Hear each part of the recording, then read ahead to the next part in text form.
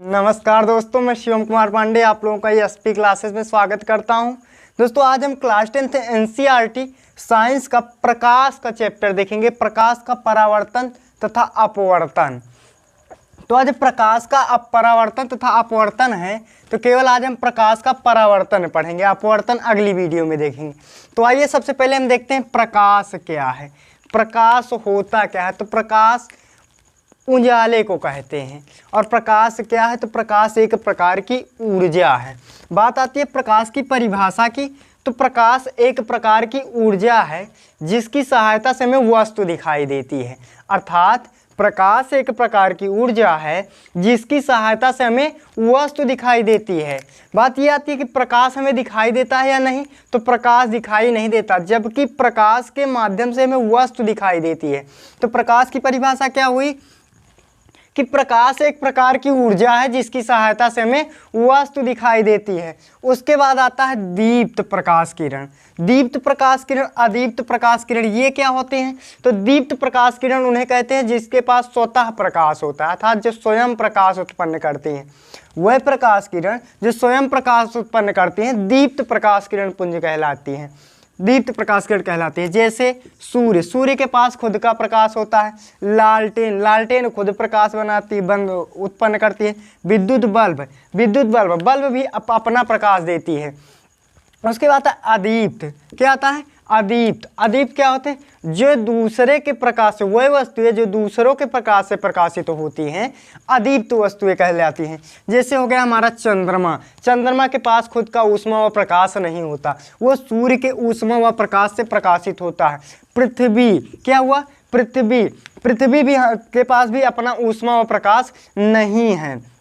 उसके बाद आता है मेज। मेज रखी, उस पर कोई प्रकाश की किरण पड़ेगी तो तुरंत परावर्तित करेगी आदि। उसके बाद आता है प्रकाशिक माध्यम। चलिए देखिए, जिस माध्यमों से होकर प्रकाश का अधिकांश भाग गुजर जाता है उसे पारदर्शक कहते हैं। जिन माध्यमों से होकर प्रकाश का अधिकांश भाग गुजर जाता है उसे पारदर्शक कहते हैं। जैसे वायु हो गया, जल हो गया, कांच हो गया। वायु, जल, कांच, इनसे क्या होता है? अधिकांश निकल जाता है। अधिकांश का मतलब होता है आधे से कम भी हो सकता है और आधे से ज़्यादा भी हो सकता है और आधा भी हो सकता है। उसके बाद आता है पारभाषक। ये क्या होता है? जब जिस माध्यम से प्रकाश का आंशिक भाग गुजर पाता है, जिन माध्यमों से प्रकाश का आंशिक भाग गुजर पाता है उन्हें क्या कहते हैं? पारभाषक कहते हैं। जैसे घिसा हुआ कांच, गंदा जल, इनसे आंशिक ही प्रकाश उस पार जाएगा। उसके बाद आता है अपारदर्शक। तो अपारदर्शक किसे कहते हैं? जिससे प्रकाश की किरण आर पार ना जा सके। जैसे ये बुक है, अब इधर अगर कोई प्रकाश की किरण आप भेजोगे इधर से तो इस पार नहीं निकलेगी। इधर आप प्रकाश की किरण भेजोगे, जैसे ये बोर्ड है, इसके उस पार प्रकाश की किरण नहीं जाएगी। क्यों? क्योंकि ये ठोस माध्यम है। तो यहाँ पर हम कह सकते हैं ठोस माध्यमों से प्रकाश का उस पार नहीं जा सकती, प्रकाश उस पार नहीं निकल सकती। उसके बाद आता है प्रकाश किरण पुंज। प्रकाश किरण पुंज, ये भी तीन प्रकार के होते हैं, अभिसारी, अपसारी और समांतर। तो आइए देखते हैं एक एक। अभिसारी किसे कहते हैं? तो अभिसारी किसे कहते हैं? तो जब कोई प्रकाश की किरण किसी एक बिंदु की ओर आती हुई प्रतीत होती है, जब कई प्रकाश की किरणें किसी एक बिंदु की ओर आती हुई प्रतीत होती हैं तो उसे हम क्या कहते हैं? अभिसारी प्रकाश किरण पुंज। कहीं से भी आए, चारों तरफ से एक ही बिंदु पर आए, उन्हें हम क्या कहते हैं? अभिसारी प्रकाश किरण पुंज। उसके बाद आता है अपसारी। अपसारी किसे कहते हैं? तो जब कोई प्रकाश की किरण किसी एक बिंदु से चारों ओर जाएं या आएं, उन्हें हम क्या कहते हैं? अपसारी प्रकाश किरण। उसके बाद तीसरा आता है समांतर प्रकाश किरण। तो समांतर का मतलब क्या होता है? थोड़ा सा समझ लें। समांतर का मतलब क्या होता है? समांतर, समांतर, समांतर का मतलब होता है समान अंतर, यानी दो किरणों के बीच में समान अंतर होना चाहिए।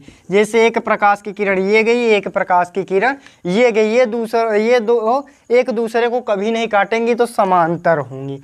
उसके बाद आता है प्रकाश के गुण। प्रकाश के गुण किसे कहते हैं या प्रकाश के गुण क्या होते हैं?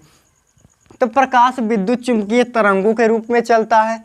निर्वात में प्रकाश की चाल 3 × 10⁸ मीटर पर सेकेंड होती है। ये क्वेश्चन कई बार पूछा जाता है। प्रकाश में निर्वात में प्रकाश की चाल 3 × 10⁸ मीटर पर सेकेंड होता है। कहीं कहीं पर इसको 3 × 10⁻⁻⁰ मीटर सेकेंड इनवर्स भी लिखा रहता है। तो दोनों सही है। कैसे सही है थोड़ा सा देख लें। जैसे 1/2 है, अगर इसको हमको अंश के रूप में लिखना है तो 2⁻⁻1 लगा देंगे, क्योंकि इस 2 को ऊपर ले गए तो इसकी घात यहाँ पर कितनी थी? 1 थी, तो यहाँ पर आएगा तो इनवर्स लिख जाएगा। इसी तरह 2⁻2 हो तो इधर जाएगा तो क्या हो जाएगा? 2⁻−2 हो जाएगा। और अगर अब ये 2⁻−2 है, इसको बटे में लाना चाहेंगे तो 1/2 हो जाएगा।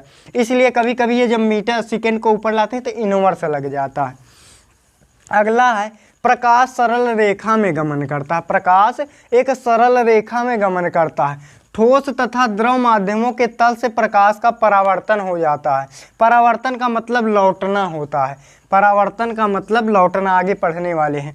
प्रकाश जो है वो अनुप्रास्त तरंगे हैं। तरंगे 2 प्रकार की होती है, एक अनुप्रास्त होती हैं और एक अनुदैर्ध्य होती हैं। तो अनुप्रास्त किसे कहते हैं? तो अनुप्रास्त प्रकाश को कहते हैं। और अनुदैर्ध्य किसे कहते हैं? तो ध्वनि को कहते हैं। आइए अब हम देखते हैं प्रकाश का परावर्तन। तो प्रकाश का परावर्तन देखने के लिए थोड़ा सा आप स्क्रीनशॉट लेना चाहें तो ले सकते हैं। तो आइए देखते हैं प्रकाश का परावर्तन। तो प्रकाश का परावर्तन किसे कहते हैं? ये मान लीजिए कोई पॉलिश या चांदी का तल या ठोस तल या खुरदुरा पदार्थ है, जिसे M1 व M2 मान लिया गया है। तो प्रकाश के परावर्तन की परिभाषा होती है जब कोई प्रकाश की किरण, मान लीजिए सूर्य की प्रकाश की किरण हो सकती है, कोई भी प्रकाश की किरण हो सकती है, जब कोई प्रकाश की किरण किसी ठोस व चिकने तल पर पड़ती है या गिरती है। जब कोई प्रकाश की किरण किसी ठोस व चिकने तल पर पड़ती है, पड़ने के पश्चात मतलब बाद प्रकाश की किरण का अधिकांश भाग उसी दिशा में लौट जाता है, जबकि कुछ भाग दूसरी दिशा में परावर्तित हो जाता है। इस घटना को प्रकाश का परावर्तन कहते हैं। ये वाली किरण का नाम होता है आपतित किरण और इसका नाम होता है परावर्तित किरण। फिर से एक बार परिभाषा सुने। जब कोई प्रकाश की किरण किसी ठोस व चिकने तल पर पड़ती है तो पड़ने के पश्चात प्रकाश की किरण का अधिकांश भाग उसी दिशा में लौट जाता है, जबकि कुछ भाग दूसरी दिशा में परावर्तित हो जाता है। इस घटना को प्रकाश का परावर्तन कहते हैं। आइए देखते हैं इस वाले बिंदु का नाम क्या होता है। इस वाले बिंदु का नाम होता है आपतन बिंदु। क्या नाम होता है? आपतन बिंदु। क्या नाम होता है? आपतन बिंदु। जहाँ पर प्रकाश की किरण, आपतित प्रकाश की किरण गिरती है या पड़ती है, उस बिंदु को आपतन बिंदु कहते हैं। और आपतन बिंदु से हम लंब या अभिलंब ले सकते हैं। तो यहाँ से हम एक अभिलंब लेंगे, अभिलंब, और ये जो कोण अभिलंब, आपतित किरण आपतन अभिलंब के साथ जो कोण बनाती है उसे I कहते हैं, और परावर्तित किरण अभिलंब के साथ जो कोण बनाती है उसे R कहते हैं। इसे I और R ही क्यों कहते हैं? तो इसका इंग्लिश का शॉर्ट सांकेतिक भाषा निकाला गया है। इसे कहते हैं इंडेक्स एंगल और इसे कहते हैं रिफ्लेक्स एंगल, इसलिए I और R। इसका नाम होता है आपतन कोण, आपतन कोण, और इसका नाम होता है परावर्तन कोण। तो जब कोई प्रकाश की किरण किसी ठोस और चिकने तल पर पड़ती है या गिरती है तो पड़ने के पश्चात प्रकाश की किरण का अधिकांश भाग उसी दिशा में लौट जाता है, जबकि कुछ भाग दूसरी दिशा में परावर्तित हो जाता है। इस घटना को प्रकाश का परावर्तन कहते हैं।